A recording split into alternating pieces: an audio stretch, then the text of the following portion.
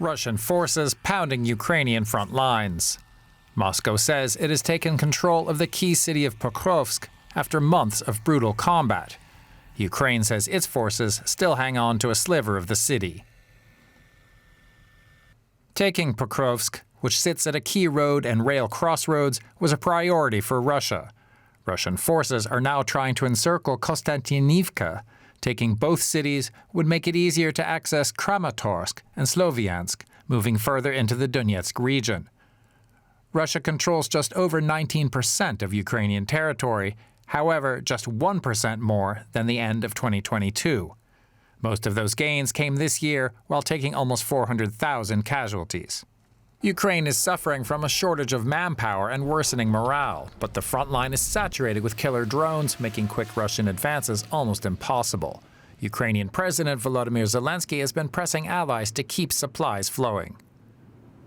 Thank you to everyone for the support. Ukraine deserves a dignified peace, and whether there will be peace depends on Russia, on our collective pressure on Russia, and on the correct negotiating positions of the United States, Europe, and all our other partners. Far behind the front lines, Russia has again ramped up its attacks on Ukraine's energy and heating infrastructure to record levels as winter starts to bite. Many regions have suffered rolling blackouts and emergency power cuts, including the capital. People in Kyiv have been getting electricity for only about 10 hours a day. Ukraine is meanwhile stepping up its own attacks on Russia's oil sector in an effort to cut off Russia's ability to finance the war. Last month saw the most attacks so far, mainly conducted by drones, on refineries and storage sites in Russia itself. Ukraine has also started to attack oil tankers in the Black Sea using sea drones. Russian President Vladimir Putin threatened to target Ukrainian ports and commercial vessels, as well as ships belonging to Ukraine's supporters, if that continues.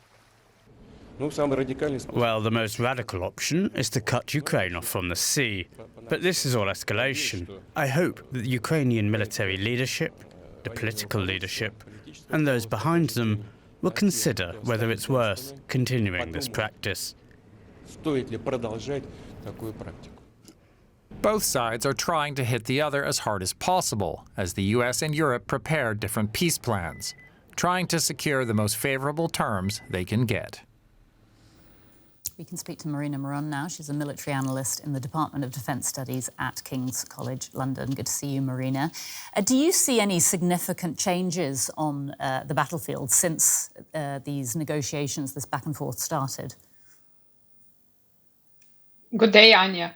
What we're seeing on the battlefield is essentially a continuation of what we have been seeing in the past months, namely Russia's offensive into multiple directions, including the Oblast of Dnipropetrovsk, including Zaporizhia. We're also seeing Pokrovsk. So the fact that such cities such as Pokrovsk are now appearing more frequently in the news, the Russians are claiming full control, the Ukrainian side is denying it. It is an effort of many months, if not years. So essentially, of course, the Russians will try to push as much as they can during this time and continue their offensive. That being said, I don't know in how far we will be seeing immediate results from the actions, because it always takes time. Ukraine has increasingly taken aim at Russia's infrastructure. There have been attacks on oil refineries and tankers at sea. Is this damaging Russia's war economy? Is this having a real effect that's being felt? Well, let's dissect it a little bit. In order to be able to say whether the attacks on Russian shadow fleet and Russian oil production facilities are having an effect, you would have to construct a statistical model and see how much effect those attacks do have. So it is impossible to say because the Russian economy is suffering, it is because of those attacks. So it's very difficult to construct a causal relationship between the attacks and the effect on the Russian economy. That being said, Of course, given Ukraine's situation and given its capabilities, Ukraine's military intelligence as well as security services have been trying to find other ways to weaken Russia's resolve on the one hand, on the other hand, to weaken the economy further, arguing basically that Western sanctions are not doing their job and Ukraine should be taking it into its own hands and do whatever it can to at least create some sort of damage.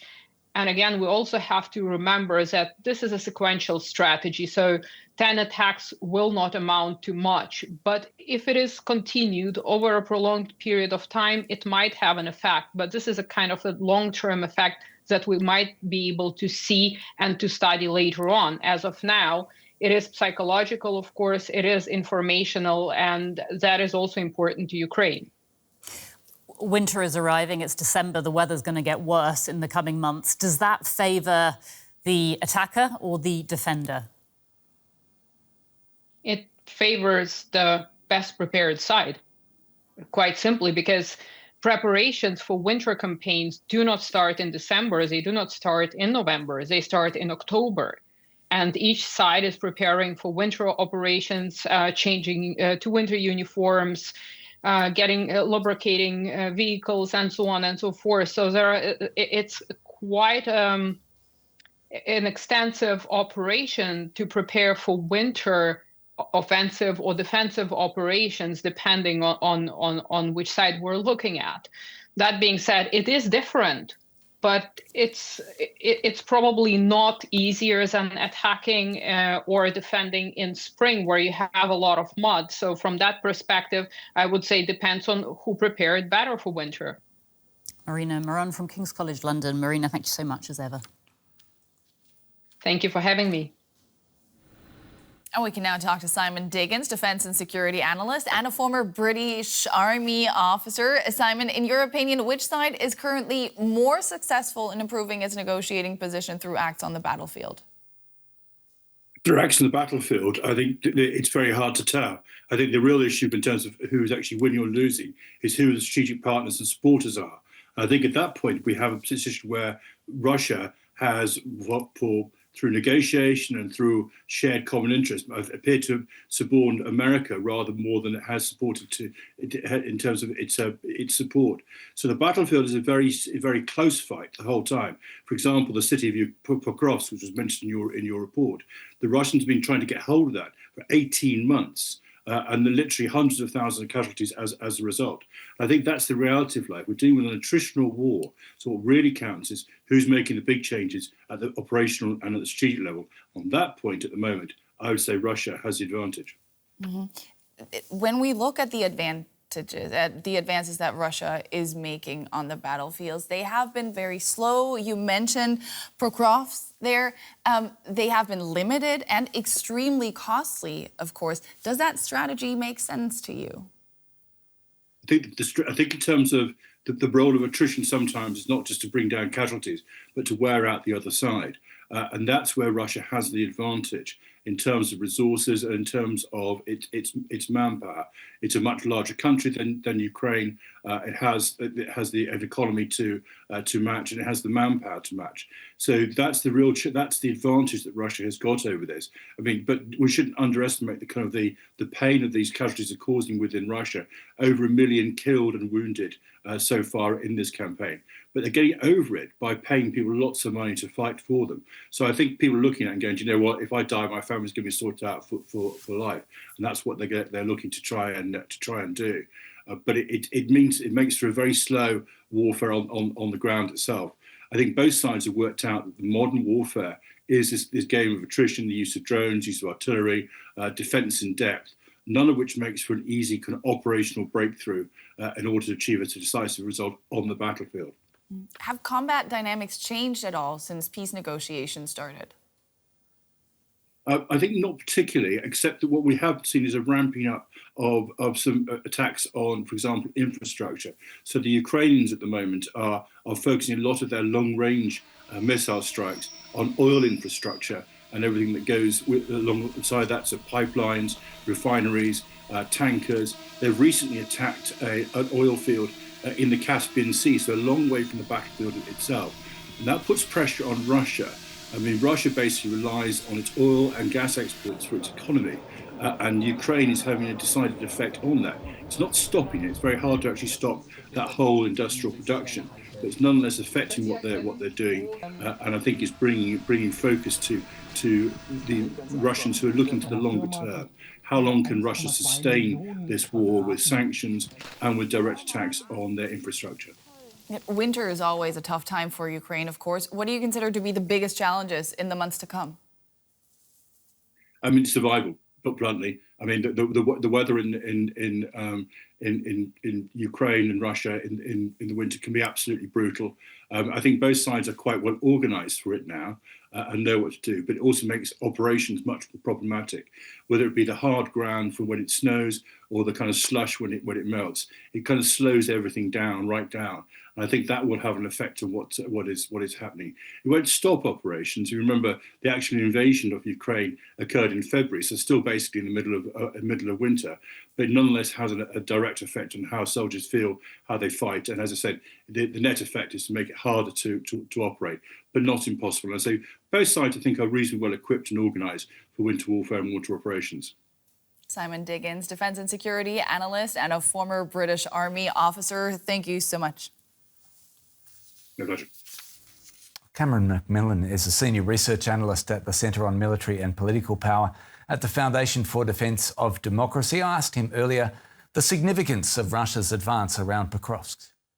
I think we've seen, obviously, the situation in around Pokrovsk is very serious, but the fact remains that since February 2022 and continues till now, Russia has been unable to exploit tactical gains into what we call operational breakthroughs. And I don't expect that to change anytime soon. So I don't want to diminish the significance of this movement on the Russian side, but the reality is that Russians continue to pay a heavy price in enormous casualties and losses in equipment, but still making only limited territorial gains. I do think, though, that this could have a political impact, especially, as you said, as Washington is placing pressure on Kyiv in the midst of these so-called peace negotiations. Yeah, Ukrainian strikes on oil refineries, storage, and more recently, massive transport ships. Are those strikes paying off in any tangible way as we see it on the battlefield? Yeah, well, we've definitely seen the Ukrainians step up their long-range strike campaign. I think it's good they're going after these oil ships, frankly, as we've been unable in the West or unwilling in the West to completely set off this shadow fleet of Russian oil tankers.